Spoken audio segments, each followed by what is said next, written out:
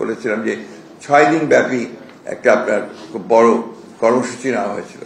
তো এই বন্যার কারণে কালকে সবাই সিদ্ধান্ত হয়েছে যে আমরা এই কর্মসূচিকে একেবারে এই মুহূর্তে বাতিল করে সেখানে যে অর্থ ব্যয় হওয়ার কথা ছিল সেই অর্থটা আমরা আমাদের ত্রাণ তহবিলে দিয়ে দেবো এবং ত্রাণ তহবিল থেকে সেটা জনগণের কাছে আপনার যারা দুর্গত জনগণ আছেন তাদের জন্য সেটা দেওয়া হবে।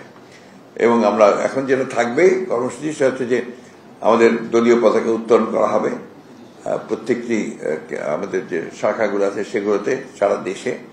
একই সঙ্গে আপনার ঢাকাতে আমাদের দলের প্রতিষ্ঠাতা স্বাধীনতা ঘোষক বহুদলীয় গণতন্ত্রের পুনঃপ্রবর্তক এবং সমৃদ্ধ বাংলাদেশের উপকার শহীদ প্রেসিডেন্ট জিয়াউর রহমান বীর উত্তমের মাজারে জিয়ারত করা হবে, শ্রদ্ধা জানানো হবে, পুষ্পাঞ্জলি অর্পণ করা হবে।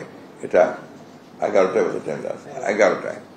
এরপরে আপনার দুপুরের পরে বাদ আসার সারা দেশেই আপনার দোয়া মাহফিল অনুষ্ঠিত হবে এবং সেই দোয়া মাহফিলে আপনার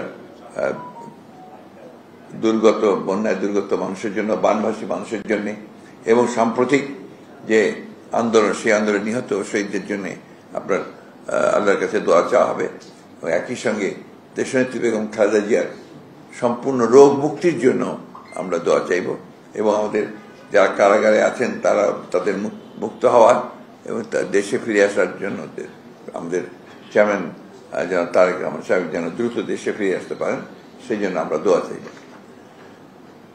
এরপরে আমাদের আলোচনা হয়েছে আপনার সামগ্রিক রাজনৈতিক যে পরিস্থিতি আছে সেই পরিস্থিতি নিয়ে আলোচনা হয়েছে এবং আপনার উপদেষ্টার ভাষণের উপরে আলোচনা হয়েছে। এই হচ্ছিল গতকালকে আমাদের স্ট্যান্ডিং কমিটির মিটিং এর আপনাদেরকে আমি জানালাম।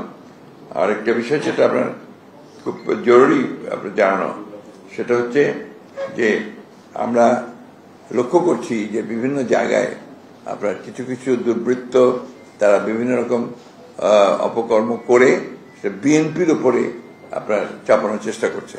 আমরা খুব স্পষ্ট ভাষায় বলে দিতে চাই, যেটা আগেও বলেছি আবারও বলছি, যে কোন রকম দুর্বৃত্তায়নের সঙ্গে বিএনপি বা বিএনপি অঙ্গ সংগঠন নেতাকর্মীরা জড়িত নয়। এটা আমি খুব জোর দিয়ে বলছি, এটা কাইন্ডলি এটা আপনারা বলবেন। আমি আজকে এটা আমার কাছে খুব অবাক রেখেছে যে নাম করা পত্রিকাগুলো তারাও আপনার এইভাবে নিউজ করছেন বিএনপিকে জড়িয়ে, যেটা আমি মনে করি সমীচীন নয়। একজন দুজন ব্যক্তি বা কোনো ব্যক্তিরা যদি তারা এ ধরনের কোনো অপকর্ম করে বিএনপির ব্যানার দিয়ে তো করে না, ব্যক্তিগতভাবে করে যদি করে থাকে এবং সাথে সাথে এগুলোর বিরুদ্ধে ব্যবস্থা নেওয়া হচ্ছে। আপনারা নিশ্চয়ই দেখেন পত্র পত্রিকায় গেছে আমাদের প্রায় 56-57 জন নেতা যারা একদম জড়িত ছিল কর্মী তাদের বিরুদ্ধে কিন্তু সাংগঠনিক ব্যবস্থা নেওয়া হয়েছে, তাদের দল থেকে বহিষ্কার করা হয়েছে।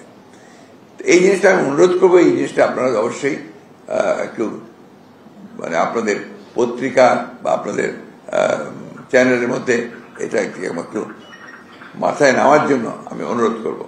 আরেকটা জিনিস আমি অনুরোধ করবো ল এনফোর্সিং এজেন্সিদের কাছে, এটা এবং আমার দলের শুধু না সব মানুষেরই কাছে, এই যে ঢালাও মামলা দেওয়া হচ্ছে এবং আপনার যে কোনো মানুষের বিরুদ্ধে শত্রুতা থাকলেও মামলা দেওয়া হচ্ছে, এই মামলাগুলো নেওয়ার আগে আপনার আইন শৃঙ্খলা রক্ষাকারী বাহিনী যেন একটু যাচাই করে নেয় যে কোনটা সম্ভব কোনটা সম্ভব না।